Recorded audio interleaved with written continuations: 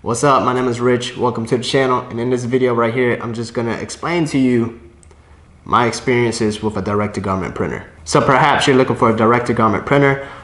This may help you out. So I had a direct-to-garment printer a few years back. I think it was maybe 3 or 4 years ago. I can't remember. It was the same year the GTX was coming out, or the previous year from there, because I had the 330TX, the OmniPrint 330TX. So it wasn't something too major, but it also wasn't like an entry-level eBay printer. It was kind of in the mid-class, right before like a Brother GT 381, or at least at the time.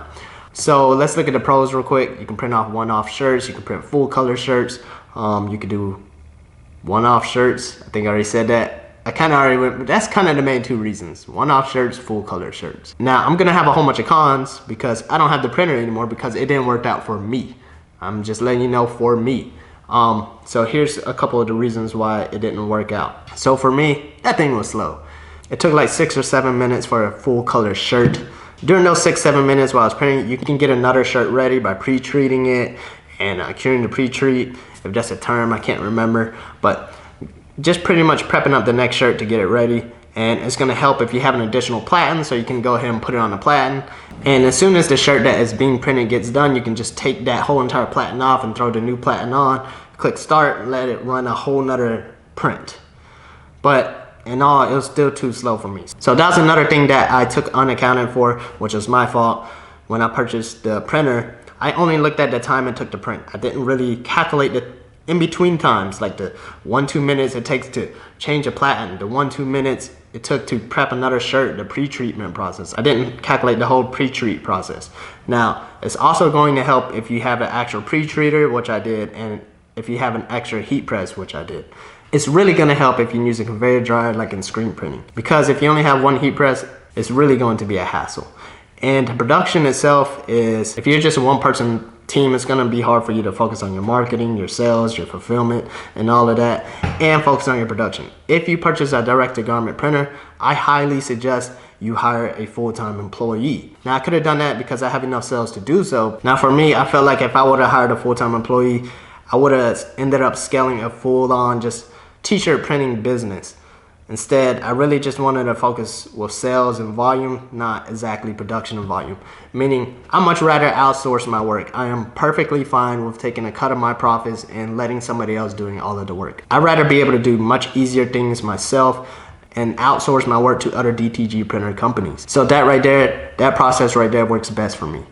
Another thing about DTG printers is the ink is expensive. Pre-treatment is expensive. The maintenance can be a hassle.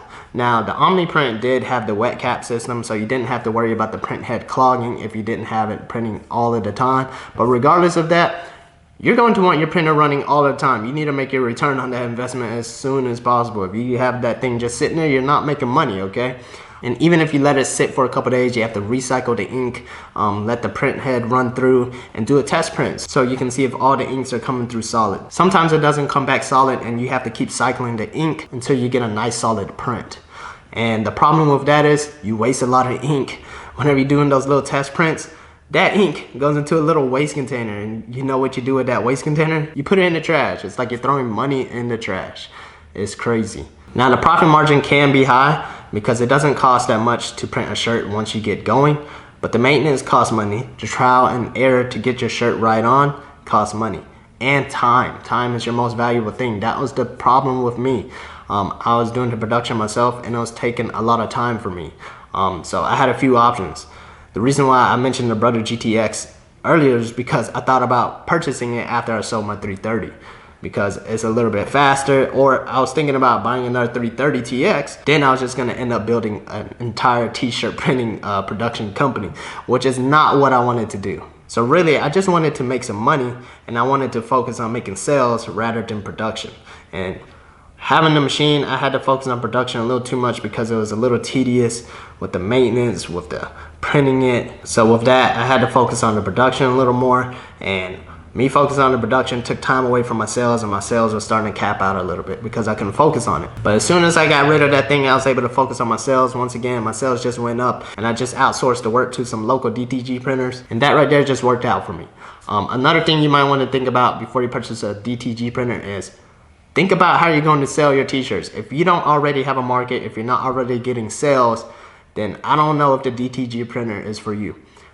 As soon as you get that thing, you want to make a return on investment ASAP, okay? You don't want to make a large purchase like that and not already have some kind of idea of where you're getting sales. So literally write down your plan of action when you purchase a DTG printer. Another thing is, I know these prices aren't up on all these printers, Brother, Epson, and all that. They'll give you a little ballpark sometimes or whenever you scope around the internet, but when you call them, it's just going to be a full-on sales pitch. They're going to tell you everything you want to hear that's good. Anytime you bring up something bad, they're just gonna reinforce it with a good. So be sure to do your research on those printers first, because you're only gonna hear the good if you call and get a quote for it. Obviously that's a given, but you're really going to be sold on it, okay? So really think about that as well. This is gonna be a large investment for you, but it may work out for you. It just didn't work out for me personally. Even though it didn't work out for me, that doesn't mean it doesn't work for you. I'm just letting you know of my experiences and why I got rid of it, and it's mainly because I just didn't want to focus on production. I only focus on production like with small, very easy type things, mostly vinyl, because most of the designs I do is not intricate and it gives me a large margin on those typical type t-shirts like text and whatnot. And I outsource everything else, that way I can just always focus on my sales. So in all, it's mostly had to do with the production, my time, the maintenance. And another thing about maintenance, I'm pretty hands-on too, so it's not like I'm just completely machine illiterate, DTG printer machine illiterate, but all machines are different. Sometimes you have issues and you can't even figure it out and you have to call customer service to get it fixed. Sometimes you'll have to schedule an appointment.